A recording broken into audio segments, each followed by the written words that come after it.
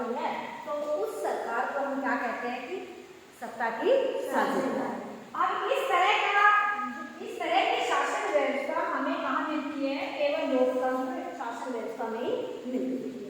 मान लीजिए आप लोग कहीं तानाशाही शासन व्यवस्था में है, चीन जैसे देश में है, तो वहां पर लोगों का सहयोग नहीं लिया जाता सरकार बनाने के लिए। वहां पे क्या होता है, एक दल की सरकार होती है, वो अपने हिसाब से क्या करती है, सरकार बनाती है और अपने हिसाब से क्या करती है, सरकार को चलाती है। लेकिन जहां पे लोकतंत्र होता है, लोकतंत्र में चाहे समरूप समाज है, आपसे पूछा जाएगा क्वेश्चन कर भी मैंने एक्सप्लेन करवाया था आपको। समरूप समाज क्या है? जिस समाज के अंदर जाति, ठीक है, धर्म और भाषा, इनके आधार पर गहरी निष्ठा ना हो, सब दूसरी जाति को, दूसरे धर्म को, दूसरी भाषा को क्या करते, उतना ही आदर देते हैं जितना अपनी भाषा को देते हैं, ठीक है ना। तो उस समाज को हम क्या कहते हैं, समरूप समाज कहते हैं। आज हमें इंग्लैंड का, फ्रांस का, जर्मनी का समाज है वो समरूप समाज में नजर आता है, क्योंकि ज्यादातर लोग क्रिश्चियन है और बाकी लोग अगर दूसरे समाज के वहां पे रह भी रहे होते हैं तो उनके साथ किसी तरह का क्या नहीं होता, भेदभाव नहीं होता।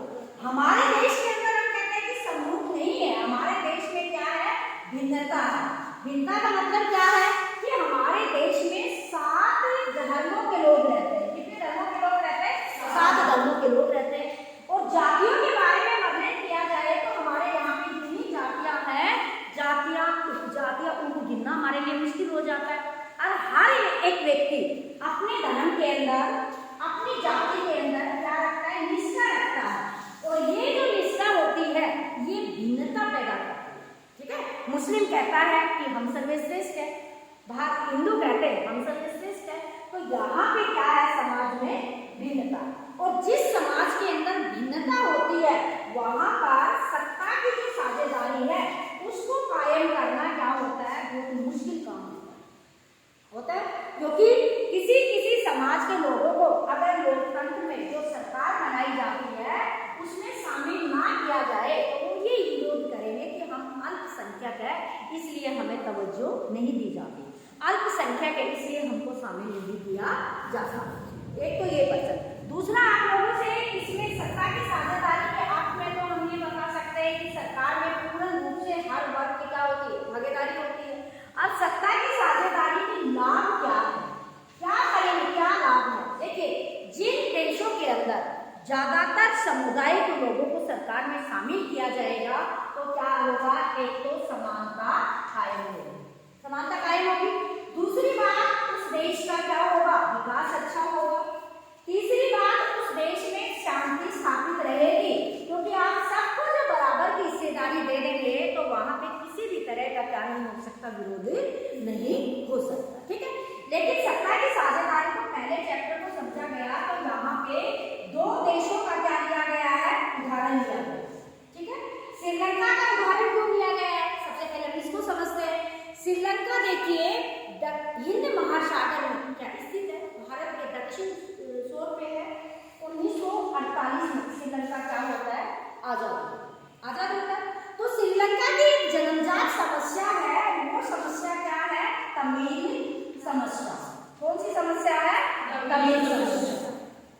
अब श्रीलंका के अंदर बौद्ध धर्म को मानने वाले लोग हैं, सिंहली भाषा बोलने वाले लोग हैं, वो जो मूल रूप से वहां से रहने वाले लोग हैं। तमिल लोग हैं, ये वहां पे जब गए थे जब भारत में और श्रीलंका में क्या था, उपनिवेशवाद था।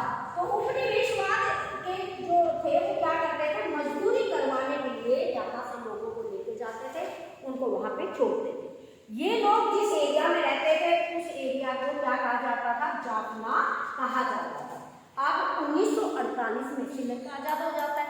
आजाद होने के बाद श्रीलंका क्या करता है कि श्रीलंका के अंदर सिर्फ उन्हीं लोगों को सरकार में वहां के रहने का अधिकार है जो लोग किसको मानते हैं, बौद्ध धर्म को मानते। और जो बाकी लोग तमिल थे जो भारत से गए हुए थे उन लोगों में क्या हो गया, यहाँ पे क्या हो गया, विरोध हो गया।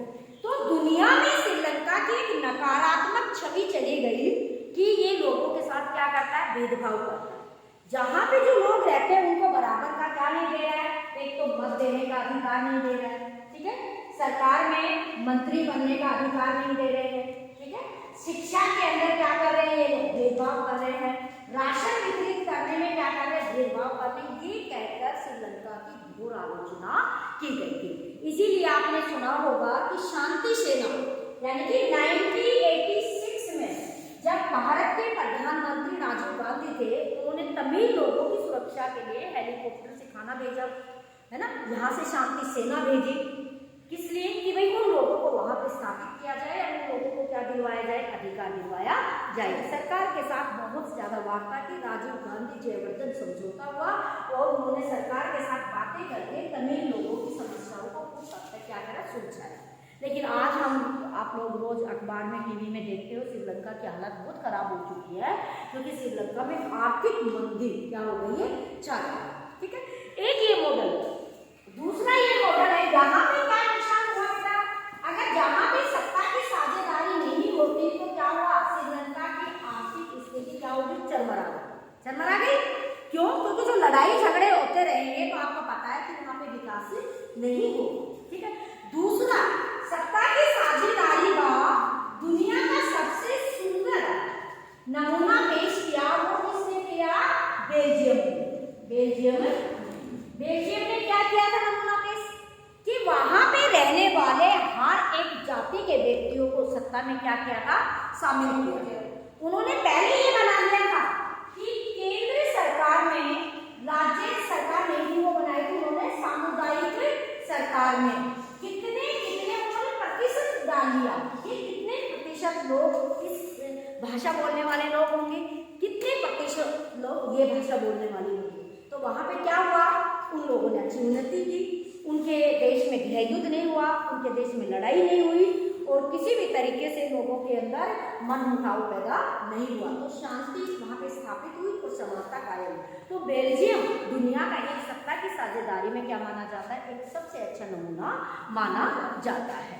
और कोई प्रश्न इसके विषय में, कोई टॉपिक आपने अभी देखा है, कोई आपको पूछना है तो आप पूछ सकते हो, क्योंकि इसमें दो देशों का हमने हवाला देके ये बताना है कि किस तरीके से सत्ता की साझेदारी श्रीलंका में नहीं कायम की गई तो उनको क्या नुकसान उठाना पड़ा। बेल्जियम ने उसको स्थापित किया, प्रत्येक जाति धर्म के लोगों को माना तो उसको फायदा हुआ। एक बच्चा पूछ लो, अगर कोई भी क्वेश्चन इससे रिलेटेड है, अगर आपको अभी भी नहीं समझ में आता, हाँ बताइए। आपको ध्यान रखना है कि श्रीलंका में कौन सी भाषा या कौन सी भाषा के लोगों की संख्या ज्यादा थी, तो कौन सी थी, सिंगलिश। कौन से धर्म के लोग ज्यादा थे, बौद्ध धर्म के लोग ज्यादा थे। तो श्रीलंका तो वैसे ही उन्होंने अपने आप को बौद्ध धर्म बना रखा है ना। बेल्जियम के अंदर, काजल बताइए, बेल्जियम के अंदर कौन कौन से धर्म और भाषा के लोग, भाषा के आधार पर, जर्मन, फ्लेमिश, बता सकते हो। और कोई पर्सन अभी, हाँ नहीं आपके पास, हाँ कोई भी पर्सन जो नहीं इसके बारे में नहीं है, फ्लेमिश है, फ्लेमिश बिल्कुल। कितने प्रतिशत थे फ्लेमिश वहां पे, फ्लेमिश कितने प्रतिशत थे, बता सकते हो। ज्यादा संख्या में फ्लेमिश थे, लेकिन कम संख्या के जो लोग थे उनको भी उन्होंने क्या किया था, बराबर की क्या प्रतिशत दिया था, बराबर की क्या दी थी, हिस्सेदारी दी थी। अब ज्यादा हिस्सेदारी देने के बाद आप अपने परिवार में देखिएगा, अगर आपके परिवार में 8 लोग भाई होते हैं, कोई भी वस्तु, घर, जमीन या कोई भी पैसा जब बंटवारा किया जाता है तो किसी को कम देंगे, किसी को ज्यादा देंगे, तो क्या होगा, लड़ाई होगी, है ना। परिवार अच्छे से कब चलेगा, जब हर चीज का हम समान दृष्टि से क्या कर देंगे, बंटवारा कर देंगे। इसी तरह किसी भी देश के अंदर सरकारें बनाई जाती है, काम किया जाता है, शासन चलाया जाता है। अगर सब लोगों को हम बराबर मानेंगे, है ना, सब लोगों को हम क्या करेंगे, समानता का अधिकार देंगे, तो वो देश क्या करेगा, बहुत उन्नति करेगा। क्योंकि उस देश के अंदर हड़ताल नहीं होगी, उस देश के अंदर आंदोलन नहीं होगा और किसी भी तरह का उसमें गतिरोध नहीं होगा, ठीक है। और कोई प्रश्न इससे रिलेटेड नहीं आ रहा तो देखिए, एक तो आप समरूप समाज, सत्ता की भागीदारी, इसके फायदे, नहीं अपनाए तो नुकसान। बेल्जियम में सत्ता की साझेदारी को अपनाया तो इसके क्या फायदे हुए और श्रीलंका को क्या क्या नुकसान हुए। आप लोगों से पूछे जाएंगे और उनको एक बार आप रिपीट कर लीजिएगा, क्योंकि अभी आप लोगों के पास क्या है, टाइम है। ठीक है, नेक्स्ट करते हैं। अभी होगी भाई?